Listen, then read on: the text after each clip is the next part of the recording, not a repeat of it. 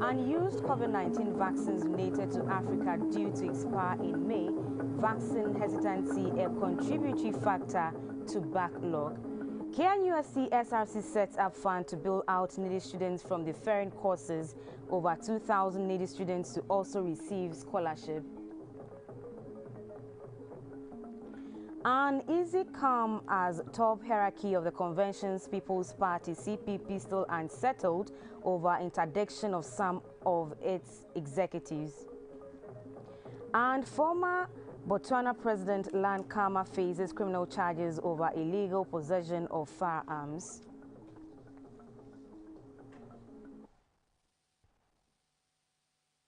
Good evening, it's News Hour Live on GBC News and on GTV, also streaming live on Facebook and on YouTube Ghana Broadcasting Corporation. My name is Samia Lakorte. Robert Frimpon Manso will translate the news into sign language. Let's now settle for the details. The African Center for Disease Control says most of the unused COVID-19 vaccines donated to Africa are due to expire next month. Meanwhile, just about 15% of Africa's 1.3 billion population is fully vaccinated. Since Africa's vaccination drive is fraught with hesitancy, the expiration could mean money given down the drain for most of these countries. These were some concerns shared at the 8th West African Conference for Medical Laboratory Scientists in Accra, a report by Sarah Fori. COVID-19 taught African countries one lesson. That is the need to build upon its health systems with the capacity to accurately diagnose and treat infectious diseases in a timely manner. Until then, the continent's diagnostic capacity was the poorest because governments paid less attention to diagnostics and the regulation of medical devices. This always kept Africa at the end of the line to receiving diagnostic devices and vaccine supplies globally. However, in readiness for future pandemics, medical laboratory scientists from the sub-region met in Accra to discuss how member states could be self-sufficient in safe, sustainable, resilient and affordable diagnostics, treatment and the prevention of diseases. They hope to also engage governments of member states to invest in the postgraduate training of medical laboratory scientists. We need to promote research of diagnostics that are suited for low resource settings. We need to develop national diagnostic strategies that are based on an integrated and tiered network. Having experienced the devastating effects of Ebola in Liberia during her tenure, former President Ellen Johnson Sirleaf implored governments not to overlook the roles of medical laboratory scientists in ensuring a healthier population. She called for capacity building to meet the global highest standards and create the enabling environment for vaccine production. The Deputy Minister for Health, Madam Tina Mensah, highlighted the need to address vaccine hesitancy and decrease the inequality gaps as the continent works towards vaccine sufficiency. The Africa Center for Disease Control warned of dire consequences of Africa's low vaccination coverage. Since Omicron, we have so much vaccine coming to Africa, but we have two challenges. One, vaccine hesitancy. As I speak to you now, between now and May, end of this month, we have around 2.5 million doses of vaccines that are going to expire in multiple countries, including Ghana. DRC has around 1.8 million doses of vaccines, Pfizer and Moderna, that will expire on May 26. So they have given us so much vaccines, but the demand are going down because we have the security, that's one. Dr. Muso Kafala also entreated West African states to apply for the Africa CDC's readily available funds to facilitate efforts to combat COVID-19 and prepare for future pandemics. The conference was on the theme ensuring diagnostic capacity and vaccine sufficiency as panacea to combating infectious diseases in West Africa. Sarah Furi, GBC News, Accra. President Akufo-Addo has appointed former MP for Lejokuku, Dr. Bernard Okoboy, as the acting chief executive officer of the National Health Insurance Authority. Dr. Okoboy replaces the current CEO of the authority, Dr. Lydia Selby.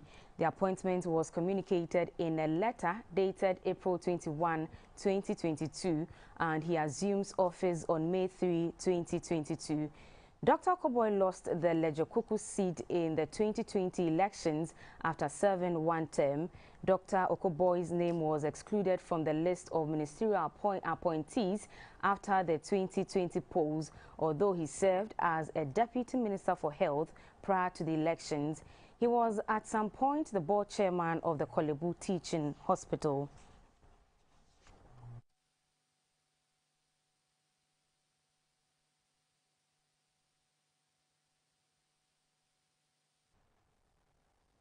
The National Union of Ghana Students and the Student Representative Council, SRC, of Kwame Nkrumah University of Science Technology have offered to settle academic fees for 3,000 out of the over 6,000 students whose courses have been deferred by the Kwame Nkrumah University of Science and Technology for defaulting in the fee payment.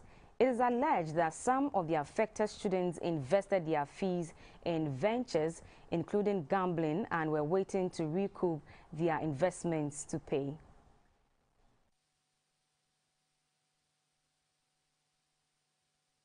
More than 6,000 students of the KNUST have been deferred due to delays in payment of their fees. This was after the students could not pay the academic user fees, which had April 11, 2022 as the deadline. In an earlier interview, the president of the SRC, Mr. Michael Bodu, says some of the deferred students had genuine reasons. We have students who, out of technical hatred, have been deferred. Myself as SRC president, I'm in a situation where I'm part of those who, out of technical hatred, have had students put out there as deferred. So what is the data trying to tell us of 6,000 using their money for best way of business? That was the situation.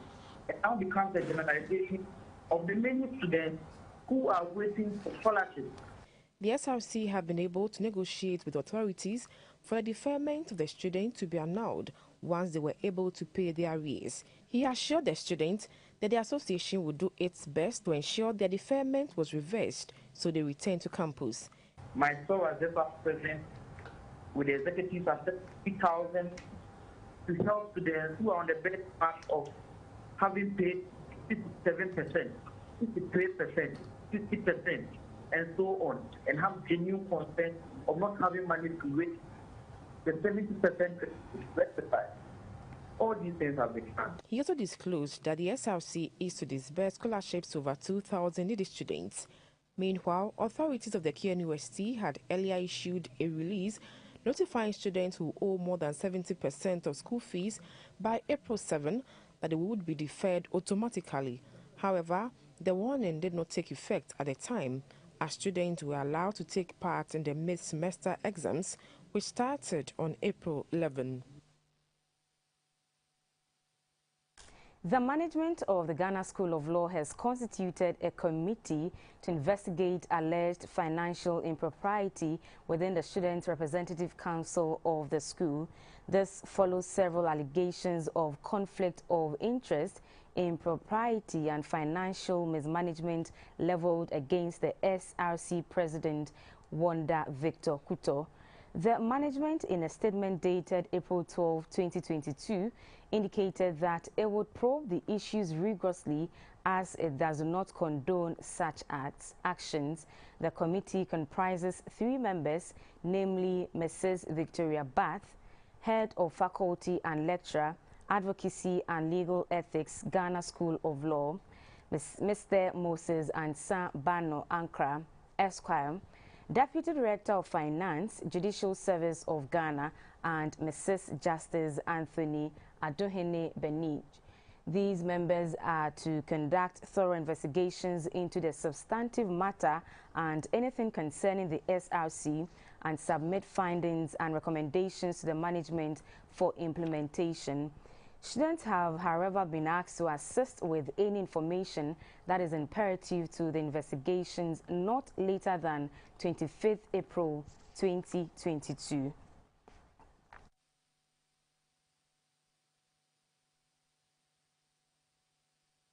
Now, there was an altercation among national executive members of the Convention People's Party, CPP, at a media briefing in Accra with the intervention of the police.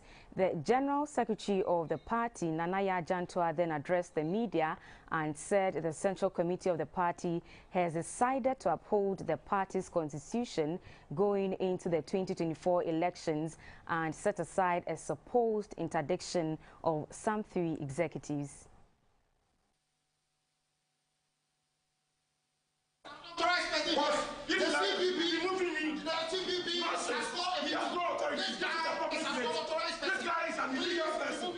Just as the event was scheduled to take off, there were attempts to stop the Convention People's Party CPP media briefing because it was seen as an illegality. It would be recalled that a month ago, the highest decision-making body of the CPP, the Central Committee, CC, interdicted 3 executives of the party. The communication director of the party, Mrs. Sylvester Sapon Soprano, confirmed the interdiction of the 3, that is, the General Secretary, Nanaya Jantua, the first Vice Chairman, Onzi Nkoma, and the National Youth Organizer, Osei Kofi Akwa, saying that the actions and inactions of the trio contravenes the party's constitution and defeats the terms of reference as dictated by the court. Therefore, Mr. Soprano was at the media briefing on Thursday to stop what he referred to as an illegality. After frantic efforts to restore order had failed, the police was called in to calm tempers to allow for the briefing to hold. Addressing the media, the General Secretary of the party, Nanaya Jantua, said a meeting by the Central Committee of the party has decided to uphold the party's constitution and set aside the interdiction of the 3 national executives. In our last election in 2020, the person who is holding herself as chairman and leader did not get the required 50% or more of the valid vote cast at the Congress. We have nominated Mr. Kwame Jantua, the chairman of the Political Affairs Committee, to be the chairman of the Congress for the rerun. In due course, we are going to get you the timetable towards the rerun of the chairmanship position. The officers are no longer interdicted. They are free to do their work and perform their duties for the Convention People's Party to move on. The General Secretary also said the party has decided to resolve all internal wrangling and will seek an out-of-court settlement. We also have court cases that are bedeviling us. It doesn't make us work. I mean, it is tearing the party apart. We have decided that we will settle all the court cases. The foundation of the court cases will be looked at and everything will be settled, taken out of court so that we can move forward towards winning the 2024 elections, because CPP has a chance to do that. This is the time for the CPP and we will not allow internal wranglings to get in the way. We are going forward in unity. We are going forward to ensure that this party takes power and change the fortunes of Ghanaians. Meanwhile, Nanaya Jantua says the actions of the communications director will be tabled before the disciplinary committee for appropriate sanctions. A 600,000 Ghana cedi maternity block being built at the Salvation Army Hospital at Yamwase in the Setri South District in the Ashanti region is almost complete. The Chief of Staff, Mrs. Akosia Fremose Pari, who happens to be a citizen of Yamwase, told the facility to assess progress of work. The Chief of Staff, Mrs. Akosia Fremose Pari, a citizen of Yamwase, has been instrumental in attracting government-funded projects to the town. Accompanied by some officials and the chief of the town, Nana Boachi Yado, the chief of staff visited the SDA hospital, where management has used part of its internally generated funds to build a 25-bed modern maternity block. Part of the cost of the project was borne by a board member, Openyi Jemfia Mankwa, for which reason the facility has been named after him. The block has some equipment including a modern delivery bed with antenatal and postnatal rooms lying in wards, among others. The chief of staff interacted with the staff of the hospital, including the new medical director, Dr. Michael Addo. The chief of staff thanked Dr. Addo for accepting posting to the town and promised to ensure the necessary assistance to enable him have a hassle-free stay. The team then proceeded to a newly built court building with funding by the Judicial Service. At the Salvation Army Hospital, also at Wiamwase, Mrs. Fremose Opare and her entourage inspected a 20-bed maternity block under construction. The 600,000 cedi project is being financed from the district's share of the common fund. With logistics and the necessary equipment, it will become fully functional. It has an operating theatre and some offices for the staff. Mrs. Akosua Fremose was satisfied with the progress of the work on the various projects. Nana Sanse Oma Yen Asase Etumi ma yinya hoden a ye de sre ntudwuma eba Wiamwase me ba yi ma be hu se Oma asase kakra a ye de ayeti bet nim se na wa ma de na mi hu se esosa dachi bia ye pese etremu a ye benya na me ame ba ye no me hu okrata so di na me hu aduru yi eson eyade a ebebua eman nyina eni mpo omo a omo ben Wiamwase. Earlier, the chief of staff had visited the site of a new model technical and vocational training institute. This Get Fund project is expected to be completed by the end of this year. The government has declared the Botiano Englishi Amanfrom roads under emergency. Roads and Highways Minister Mr. Kwesi Amakwata said this means these roads need special attention. The minister was inspecting some projects in the Gas South constituency in Greater Accra on Wednesday when he announced this. The visit was in response to various calls on the ministry by residents to fix their roads. He described the about 6.3-kilometer stretch between Ajasko and Dunkona as a danger to residents, assuring that qualified contractors will be on site within 1 month. Mr. Amakwata appreciated the fact that the roads are terrible, but asked residents to remain calm, promising a facelift. He was, however, not happy about the attitude of some residents who build in road reserves. And you should write officially to whoever, whether it's a church or whatever it is, this property will have to come down. I mean, look at the big gully that has been created by the force of the water. He urged government appointees to act responsibly without fear of anyone if their work will benefit the masses. People build without permit, people build in waterways, crossing points, water crossing points. They get to know, they go and mark. Now, throughout the country, people don't take the assemblies, serious at all. Because they have just come and mark with their red pen, red paint or whatever it is. Nothing will happen, and it's disturbing us a lot. Some residents, Abuna Ejiwa Niyao and Michelle Edu, who spoke to GBC News, said they are happy that the road, which has been abandoned for over 20 years, will finally be fixed.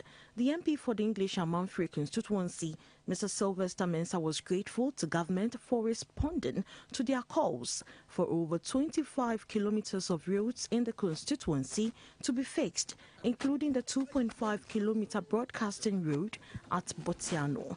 Baba Dago, New Botiano, and Red Top, among others, will be captured under this REACH project. Other constituencies to benefit are Gbawe and Anya Sotium.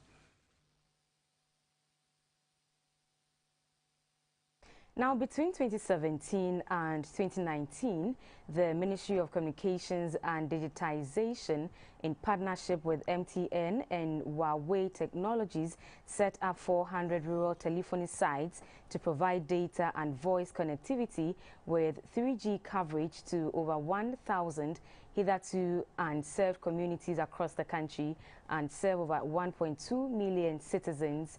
This was intended to increase voice and data connectivity to about 3.5 million people who are currently not connected, and this is expected to help achieve 95% mobile telephone service coverage throughout Ghana. This came to light at the inauguration of a rural telephony and digital inclusion project at Boabin in the Nkranza North District of the Bono East region. Yema is one of the famous communities in the Bono East region because of the monkey sanctuary in the area. It is the only farming community where monkeys and human beings live and socialize together. The residents consider that a move by the Ministry of Communications and Digitization and its partners will help market the tourism potential in the area to the country and the world at large. Phase 1 of the rural telephony project involves construction of 2,016 telecom sites to provide voice and 3G data connectivity to about 3 million Ghanaians in unserved and underserved communities. Phase 2 of the project will also plug any remaining gaps and upgrade the sites to 4G. Since its inception in November 2020, 748 sites have been completed, with 308 active and delivering voice and data services to about 500,000 citizens. At a ceremony to inaugurate the project at Boabin, the Bono East Regional Minister, Mr. Kwesi Edujan, described the move as timely. The Deputy Minister for Education in charge of TVET, Mrs. Gifty Chum Ampofo, said the Cell Center would go a long way to improve teaching and learning in the various basic schools in the area. The Minister for Communications and Digitization, Mrs. Ursula Osuekufo, said the government of Ghana is committed to providing Ghanaians, especially the youth, with ICT facilities and skills to enhance their ability to function effectively in the knowledge-based society which is rapidly unfolding. I therefore urge both the school authorities and this community to safeguard these projects. They are your property to be used for your collective benefit. Please don't allow any antisocial elements to vandalize, damage, steal components from, or destroy it. If you protect yours, government will not have to replace it again, but can utilize our scarce resources to provide more critical infrastructure for others who don't yet have any. The Chief of Boabin, Nana Wusu Damwa Ameyao, commended the ministry for the gesture. Asida PSA, Asida Elikabia, Yadida Abayase, Yadida Honorable Minister, Yadida Jifek for Masi, Oliver Twist. The Ministry of Communications and Digitization is partnering International Telecommunications Union ITU, Norwegian Agency for Development Cooperation NORAD, and Cisco to implement Digital Transformation Centers DTC. Chairman of the National Media Commission, Mr. Yabwedu Ayebwafo, has appealed to the people of Waman in the Efija Kwabri north of Ashanti to contribute to the development the newly established Efija Senior High Technical School to make it one of the most preferred second cycle institutions in the country. He noted that such a dream could be achieved with the people's commitment and sacrifice in both cash and in kind to help develop infrastructure to attract students from all over the country. The NMC chairman was speaking at a fundraiser and presentation of 2 buses donated to the school at Boaman. The Senior High Technical School was established in 2018 by the community and supported financially by one Kwesi Bechi Echamfor. The school, the only technical and vocational training institution in the area, has now been absorbed into the public education system. The school does not have the needed classrooms and boarding facilities to meet growing demand, especially by qualified applicants, such as those selected by the School Selection and Placement System, SSPS. This is one of the major factors that necessitated the fundraising. The chairman of the National Media Commission, NMC, Mr. Yabuadu Ayeboafo, who is also a citizen of Buaman, commended Mr. Bechi Echamfor for not only donating the bus, but also paying the salaries of all the teachers for the past 3 years. He said the success or otherwise of the school largely depend on the support and love it receives from the people. Say yes, school ye. Nasa headmaster near teacher for so. Amade adwen pani akoma pa etina say school yi mo. Na mo hwe nkura ni so ye. Na aban de also aban so ye oya. Uko school wa chikromo. Uko school e wan kan yo. Uko school wa hini o. Onso ubenya nkunedie ni bi. Enti mama yema yakoma emra sa school yi so. Ni ehwe ni ye beye. The Deputy Director of TVET, Engineer Peter Enchibosiapo, said developing economies were built through acquisition technical knowledge and skills, which is why the government is investing so much in skills and technical education in the country. The Afijakwa Brain North District Chief Executive, Mr. Kakari Echamfor, encouraged the tutors and students to be disciplined so they could achieve positive results. He commended the founding fathers of the school, including the former MP and current National Security Minister, Mr. Albert Kandapa, for their initiative. The headmaster of the school, Mr. Francis Asimedu Dennis, appealed for classroom furniture, classroom blocks and computers. He hoped the sacrifice the people had made would not be in vain. The Conventional Baptist Church Ghana has donated an amount of 120,000 Ghana cedis to the Board of Trustees of the National Cathedral in support of the construction of the National Cathedral. The National Cathedral, which was unveiled in March 2018 by President Akufo-Addo, is still under construction and about 20% complete, according to the Executive Secretary for the Board of Trustees, Mr. Paul Opoku-Mensah. About 25 million Ghana cedis has so far gone into the foundation and the materials used in the construction of the project alone. The Triumphant Baptist Church donated 100,000 Ghana cedis, and the Conventional Baptist Church also supported the project with 20,000 Ghana cedis to speed up work. The executive president of the Ghana Baptist Convention, Reverend Dr. Ernest Edujemfi, and the chairman of the body of deacons, Deacon Anthony Edunketia, said this support is a noble act and a sense of nationalism as Ghanaians and Christians. The project is expected to be completed by March 6, 2024.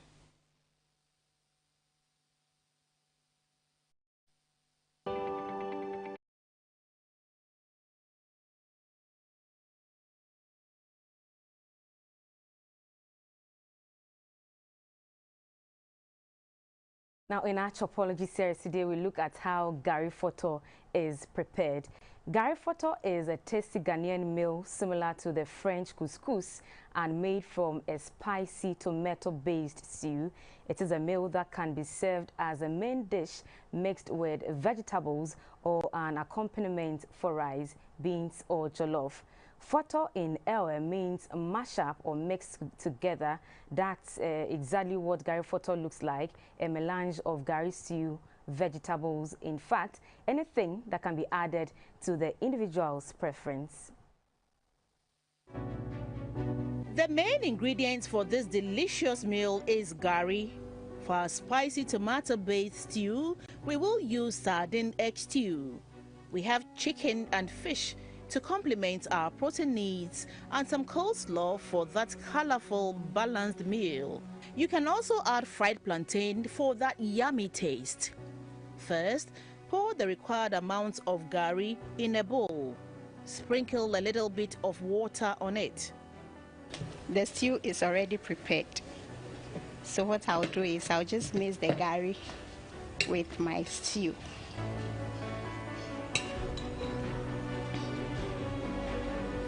Gradually.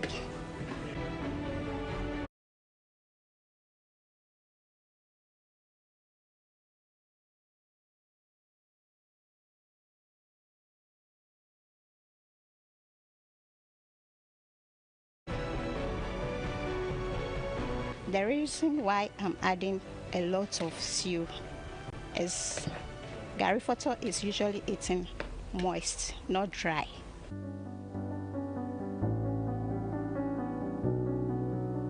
So your Gari photo is ready. It's not anything difficult to prepare. As soon as you have your stew in your Gari, I'm about to dish.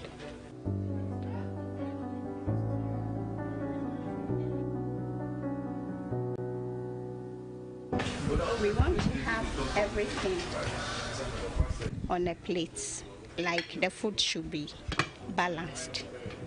In this case, I'm adding fried plantain. And this is my chicken. You can either eat it with fish or chicken, with your vegetables. So you can see that if you are eating Gari photo, you have your protein, your vitamins, and all the nutrients you need. Your Gari photo is ready. Delicious.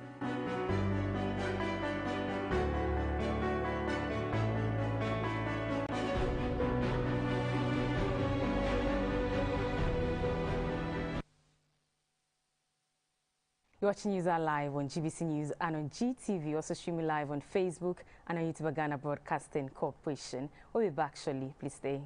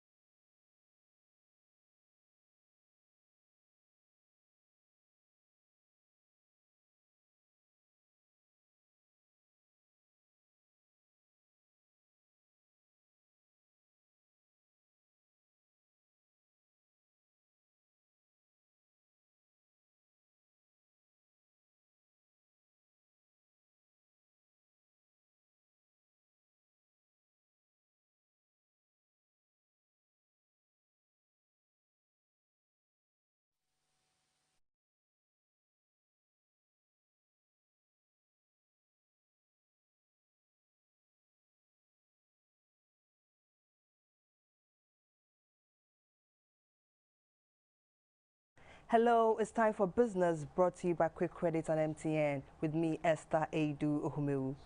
As the world transitions to cleaner and efficient energy, the African Development Bank will no longer expand on new coal investments. The bank's Vice President for Power, Energy, Climate and Green Growth, Dr. Kevin Keruku, told journalists the AFDB will focus on funding gas as it is considered as cleaner fuel. And that Africa needs to address its energy poverty. And in order to look at it as energy poverty, we need to look at all non-coal and non-nuclear sources of energy, including gas.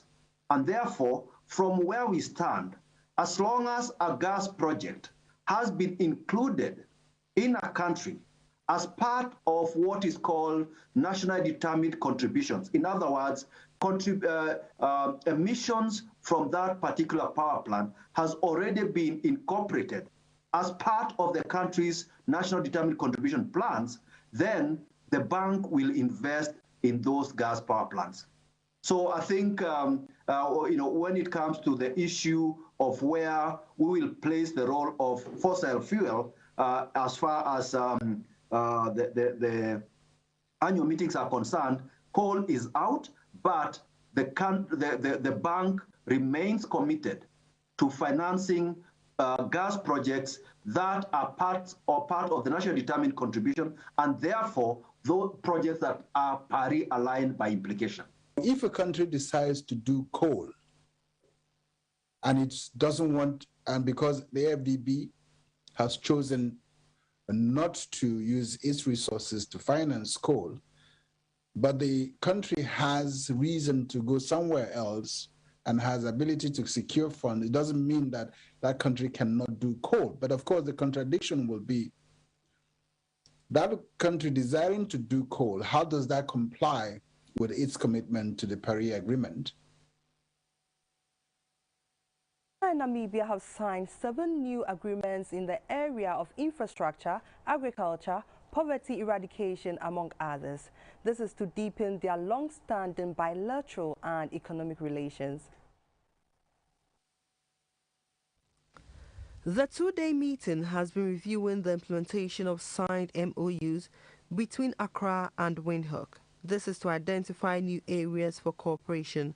Trade between the two countries stood at $2.3 million in 2020, with a balance of trade in favor of Namibia.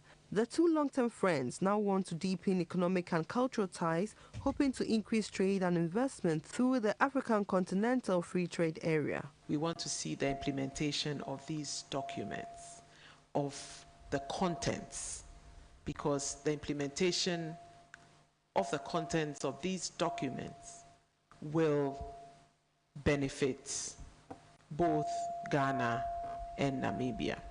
You looked at 3 main thematic areas: infrastructure and economic matters, socio-cultural matters, and political and diplomacy matters.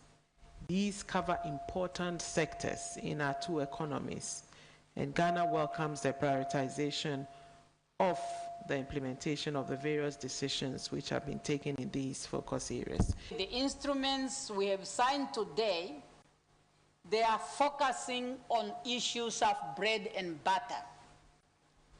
And that is why it's very critical that we pay attention to their full implementation. Our countries cannot continue to remain on the receiving end, and Africa cannot continue to be a continent which is always seen as we are begging others.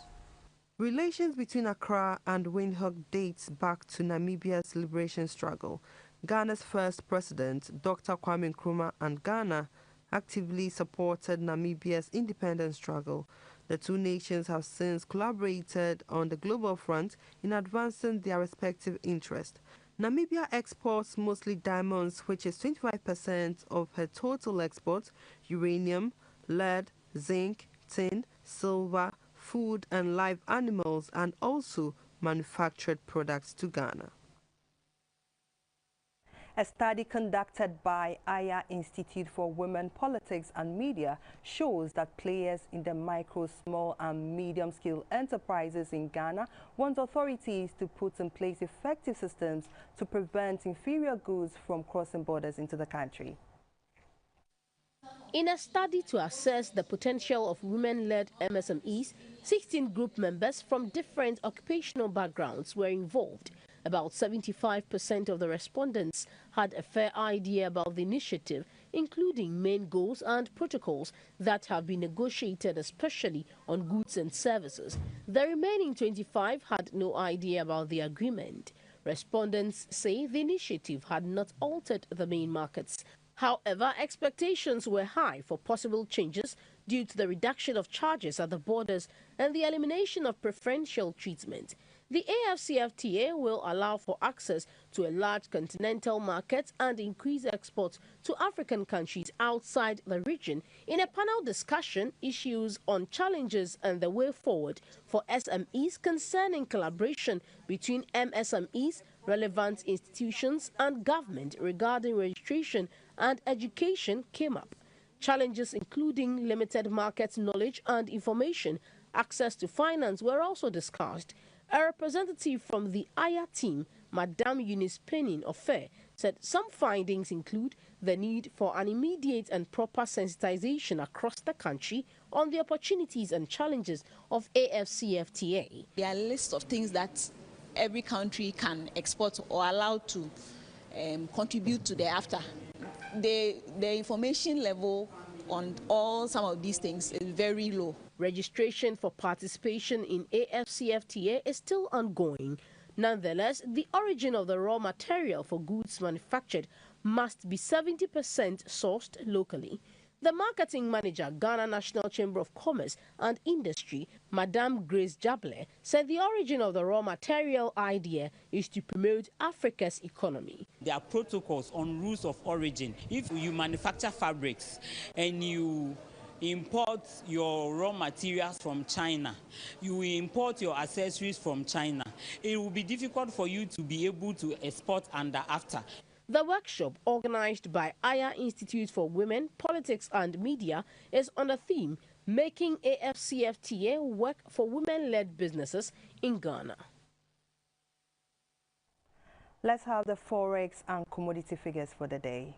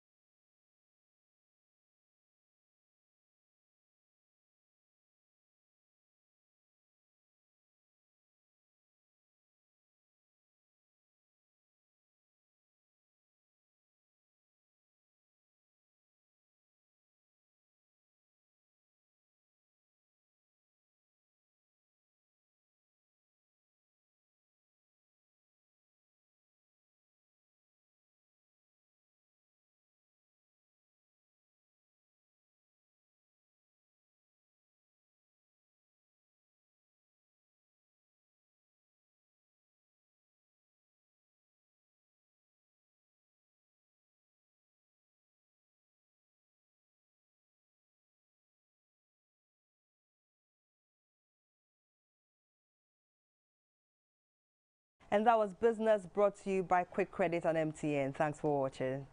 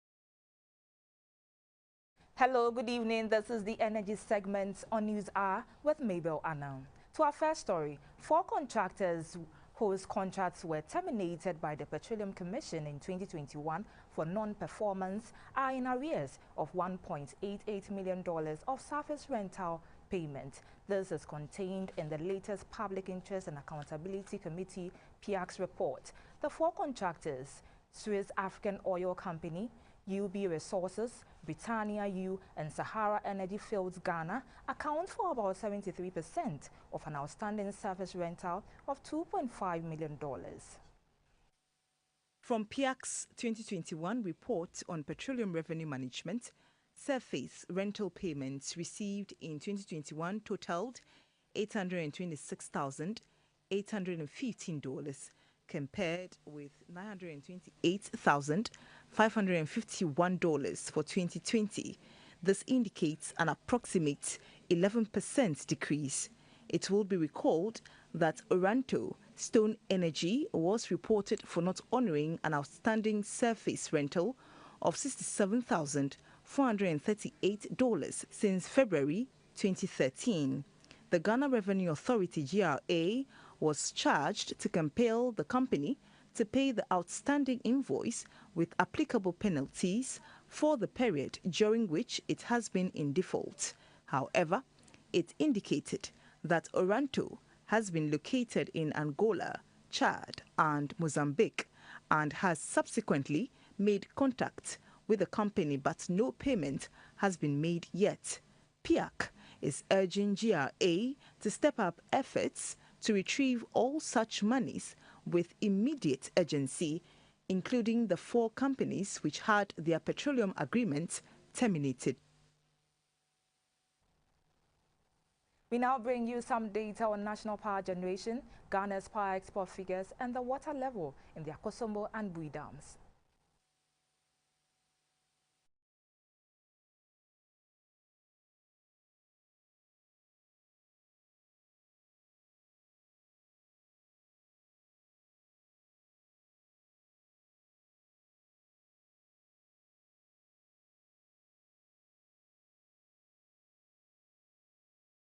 This is how we wrap up on the energy segment with Mabel Anang.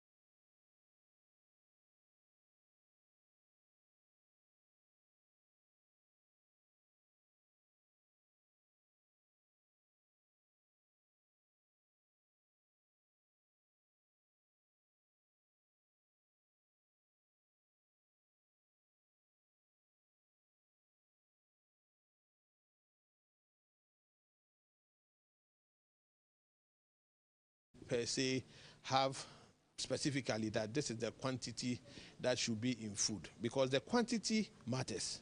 When you are frying back at home, please remember, don't keep on using that same frying oil for so many products. Then when you finish, you are now going to also use it for your shito, even when it has become black. You use it to a certain extent, okay, and then you do away with it. You already have the trans fats in the oil. And this would then deposit into the product that you are what? You are preparing. This is one of the areas that we've seen there's a shortfall in the area of trans fatty acids where we have to do work. And so working with INSLA is one of the things that we are pushing, that we get the right equipment because we need to protect the consumer. As we speak now as a country, we cannot even be able to test the level of TFE in our food. And that is what makes it so scary. However, if you look at the product or the food we consume, research elsewhere conducted by FDA and other organizations have proven that it contains high amount of TFE. And then so academians such as Dr. Felix Adu from the University of Health and Allied Science have also conducted a research in some selected food products. But I tell you what, she had to take a sample all the way to China, okay, for her to be able to do the testing, to be able to identify the amount of TFA in certain selected food. Health brought to you by Lufat, Tobago's premium gift to Africa. International news is up next.